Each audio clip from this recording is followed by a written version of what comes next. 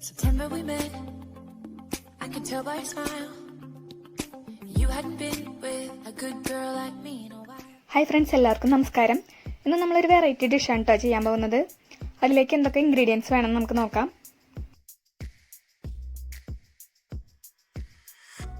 ഒരു ചെറിയ സവാള കൊത്തി അരിഞ്ഞത്, അതുപോലെ അധികം എരിവില്ലാത്ത 2-3 പച്ചമുളക് അരിഞ്ഞത്, ഒരു ചെറിയ തക്കാളിയുടെ പീസ് അരിഞ്ഞെടുത്തത്, പിന്നെ ഒന്ന് കളർഫുൾ ആക്കാൻ വേണ്ടിയിട്ട് അധികം എരിവില്ലാത്ത ചുവന്ന മുളകും 2 അരിഞ്ഞെടുത്തിട്ടുണ്ട്.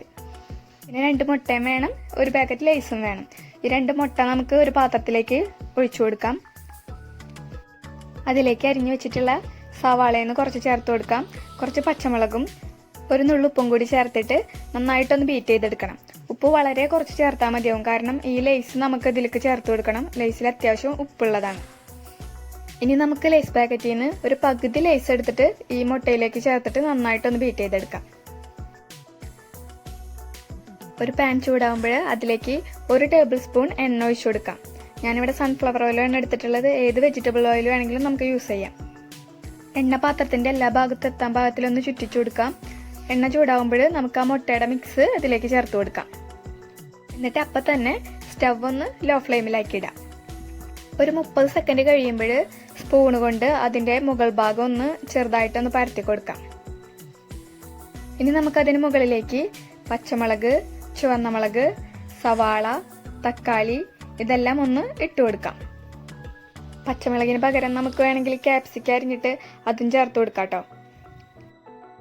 ഇനി ബാക്കി വന്നിട്ടുള്ള ലേസ് കൂടി നമുക്ക് അതിന്റെ മുകളിലേക്ക് ഒന്ന് ഇട്ട് കൊടുക്കാം. എന്നിട്ട് ഇതൊന്ന് മൂടി വെച്ച് വേവിച്ചെടുക്കാം. ഒരു 2 മിനിറ്റ് നേരം ലോ ഫ്ലെയിമിൽ കുക്ക് ചെയ്ത ശേഷം നമുക്ക് ഒന്ന് ഓപ്പൺ ചെയ്ത് നോക്കാം. സ്പൂണ് കൊണ്ട് ഇതുപോലെ ഒന്ന് ടച്ച് ചെയ്ത് നോക്കിയാൽ മനസ്സിലാവും മുട്ടയൊക്കെ നന്നായിട്ട് വെന്തിട്ടുണ്ടോന്ന്. ഇവിടെ മുട്ട നന്നായി വെന്ത് വന്നിട്ടുണ്ട്. ഇനി അത് മറിച്ചിട്ട് വേവിക്കേണ്ട ഒരാവശ്യമില്ല, നന്നായി കുക്ക് ചെയ്ത് വന്നിട്ടുണ്ട്. ഇനി മറിച്ചിട്ട് വേവിക്കണം എന്ന് ആവശ്യമുള്ളവർക്ക് വേണമെങ്കിൽ ഒന്ന് മറിച്ചിട്ടിട്ടും വേവിച്ചെടുക്കാം. അപ്പം നമ്മുടെ ലേസ് ഓംലേറ്റ് ഇവിടെ റെഡിയായി വന്നിട്ടുണ്ട്. നല്ല കളർഫുൾ ആയിട്ടല്ലേ ഇരിക്കണത്. അതുപോലെ തന്നെ കഴിക്കാനും നല്ല ടേസ്റ്റാണ്. ഇത് നമുക്ക് വേണമെങ്കിൽ ഒരു 4 മണി പലഹാരമായിട്ട് കഴിക്കാം, അല്ലെങ്കിൽ ചോറിൻ്റെ കൂടെയൊക്കെ ഒരു സൈഡ് ഡിഷായിട്ടും കഴിക്കാവുന്നതാണ്. ഇത് കാണാനും നല്ല ഭംഗിയുണ്ട്. പിന്നെ ലേസൊക്കെ വെച്ച് ഉണ്ടാക്കുന്നതുകൊണ്ട് ഈ മുട്ടയൊക്കെ കഴിക്കാത്ത കുട്ടികൾക്ക് ഇതുപോലൊക്കെ ഉണ്ടാക്കി കൊടുത്തിട്ടുണ്ടെങ്കിൽ കുട്ടികൾക്കും വളരെ ഇഷ്ടപ്പെടും. ഒരൊറ്റ തവണ നിങ്ങളൊന്ന് ഉണ്ടാക്കി നോക്കൂ, നിങ്ങൾക്ക് എന്തായാലും ഇഷ്ടപ്പെടും.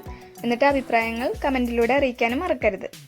അപ്പം നിങ്ങൾക്ക് വീഡിയോ ഇഷ്ടപ്പെടുകയാണെങ്കിൽ ലൈക്ക് ചെയ്യണം, ചാനലും ഒന്ന് സബ്സ്ക്രൈബ് ചെയ്തേക്കണേ. അടുത്ത വീഡിയോയിൽ വീണ്ടും കാണാം. താങ്ക്